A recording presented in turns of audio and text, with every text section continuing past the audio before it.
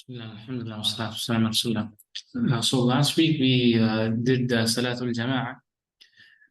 Obviously, I mentioned the spectrum of opinions, but I mentioned the Hanbali position is to pray in Jama'ah is a wajib. When I say Jama'ah, it's not necessarily the masjid itself, but generally Jama'ah, if you're outside or wherever you may be, the Salatul Jama'ah is a wajib. Obviously, when you're by yourself for some reason, it's a totally different situation. But when you have the capability and you still pray by yourself, in this case, they will say the prayer itself is accepted, but you're a sinner. But I did mention the spectrum of opinion on this concept, i.e., some will take, it is a mustahab, some will take fard kifaya. The Hanbalis take the position that it is the concept of jama'ah itself is a wajib. So, inshallah, and then we did, what happens if somebody is literally following the Imam, somebody is going ahead of the Imam in positions. So, today, who does the jama'ah actually fall from? I.e., the jama'ah is not an obligation. Al-udhr, who are the ones who are excused from the jama'ah. Musqat al-jama'ah, something that makes the jama'ah fall, i.e., the obligation is lifted, when somebody has to basically relieve himself. Mudha'aftu al-akhbathain.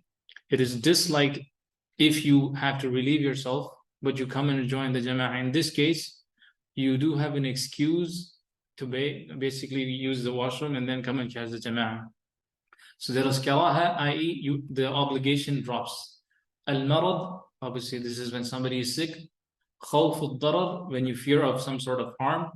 Hudur al-ta'am. So hudur al-ta'am, how do you understand this? Well, generally, if you're hungry, for example, and the food is presented, and obviously if the salah is going to be established, so just you should eat the bare minimum so you don't have the thought of hunger in your prayer, i.e., to eat enough so your mind is not busy thinking about food.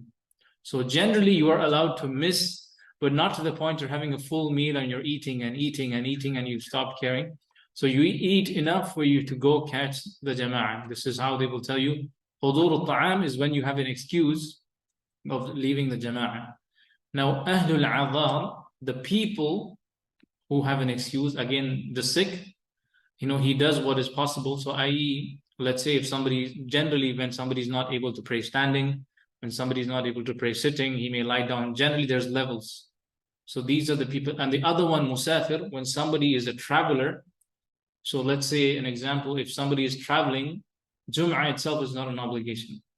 If you're sitting in your hotel, I recommend go do Jum'ah, which many people, some people go to Disney and say, I'm a traveler. So I think you need to use this wisely. If you're driving, it's a totally different thing. But if you're just in your hotel, you need to go pray. At that point of time. But generally, a musafir, the obligation of the jama'ah is dropped. Okay. Who is actually a traveler? So there's multiple opinions. So obviously there's a Hanbali slide. So we'll start always with the Hanbali positions. 4 days. If you know from day one, I'm going to stay there for 12 days, you're not a traveler at this point. I.e., from day one, as soon as you reach, you will pray like a regular resident, yani muqim.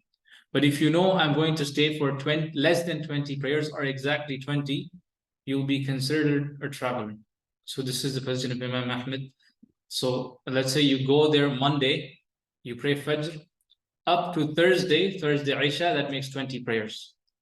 If you know, no, I have to stay till Saturday evening, then you're not a traveler in this case. There is one Hanafi position that lets you to do up to 14 days, but this is not a mu'tamad. Generally, the Hanafis are the most strictest when it comes to travel, especially Jam' and Qasr. They're pretty strict. The other madhahib will add 2 more days. They don't count the day of travel and the day of leaving. The Imam Ahmed, once let's say you arrived, the first prayer that you pray when you arrive will be prayer number 1. So if you know you're going to be praying more than 20 prayers, in this case, you won't be a traveler. So arba'atu ayyam. The travel itself has to be safar. The distance itself, I think in miles it's close to 48. And when it comes to kilometers, I think it's close to 80 kilometers. It's not exactly from your house. The one they explain is when you leave your vicinity, i.e., back in the days, I could have said when you leave the village, but let's say not right from the tip of your house, but let's say you've left your city limits, then that's when they typically tell you the distance. So the masafat al-qasr, as I mentioned, is either 48 miles and above or 80 kilometers if you're in some other country. Okay. Salat al-Khawf, there are certain prayers that you can do that, inshallah, I don't think so there's a specific light for Salat al-Khawf. Maybe we'll cover that later on.